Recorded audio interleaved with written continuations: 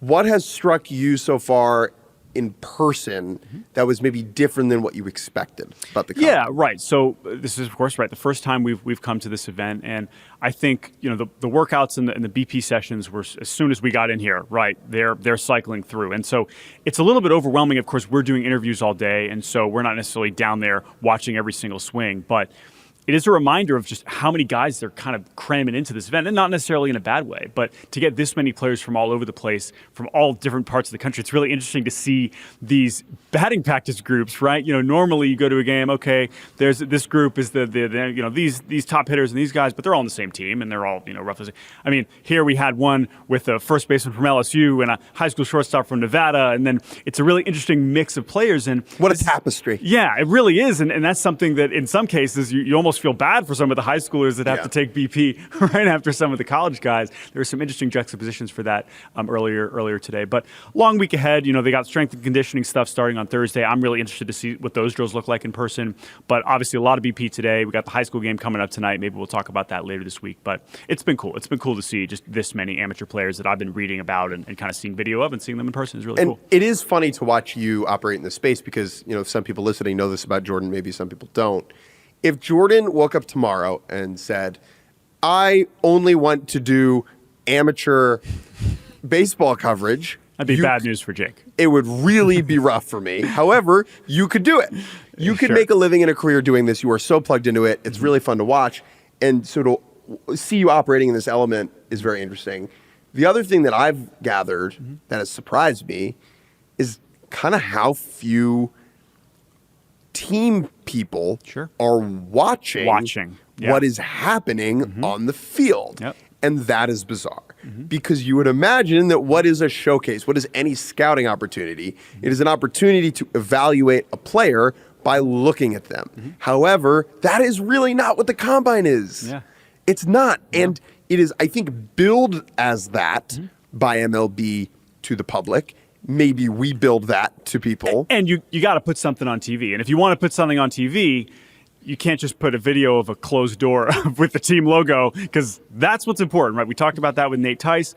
And by the way, as we talked to team personnel this week, it's like, we did 6 or 7 interviews today. Teams are doing 25. They are cycling through as many players as they can. That is the important stuff, the medical stuff as well. I am really curious about Thursday when, the field looks more like it's just drills, not batting practice, because the reality is a lot of the scouts have seen a lot of these players take batting practice before. But that's why these players are here. Sure. They didn't pick 300 names out of a hat. From applicants.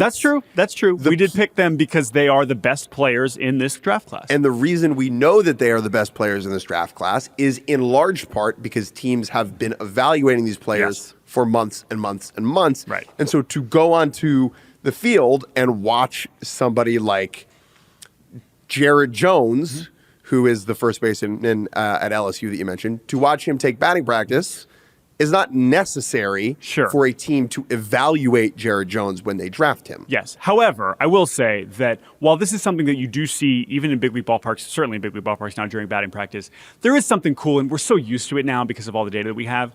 It is kind of amazing when you think about, I think about 10 years ago when we started going to games, going to minor league games, and watching batting practice and what that means. And you really have to pay attention to really know, that guy's, hitting it hard, or this guy's hitting it far.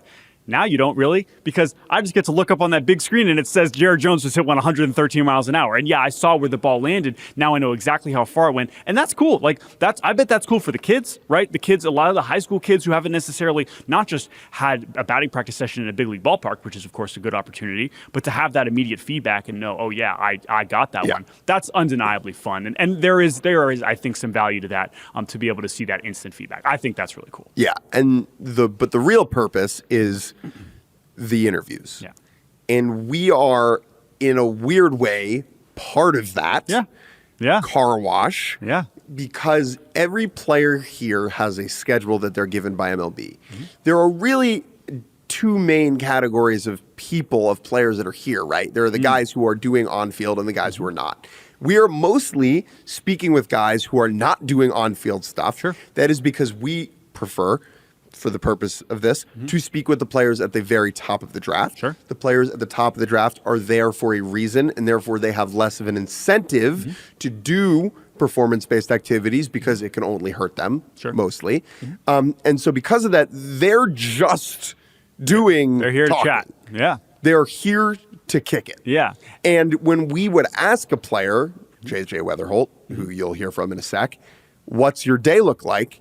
A lot of these players have said, oh, well, we're talking to you guys, and then we're talking to the Athletic, and then we're talking to The Athletics, and then the Mets, and then whatever. Yeah. We are kind of within that car wash, which is both funny and very odd. Yeah, it is funny that it's just kind of part of their schedule, and from their perspective. And I guess we could talk to some of the players about this. And I'm looking forward to comparing notes with some of the team personnel that we know or other media friends that we have in terms of who they talk to and what they got to know them. But it is funny because not only is it different between what the Reds people are asking you and what the Dodgers people are asking you, but if you have to talk to Jake and Jordan between the Reds and the Dodgers, that's probably a weird experience. Now, again, maybe you're tickling two different sides of your brain. That's the thing, and maybe it's probably less boring and less repetitive, but you also probably kind of got to be ready to go because who knows what's being asked. I'm exhausted listening to myself talk, Right. so I can only imagine what it's like to sit across from me. Yeah, it's a lot, but it seems like the players.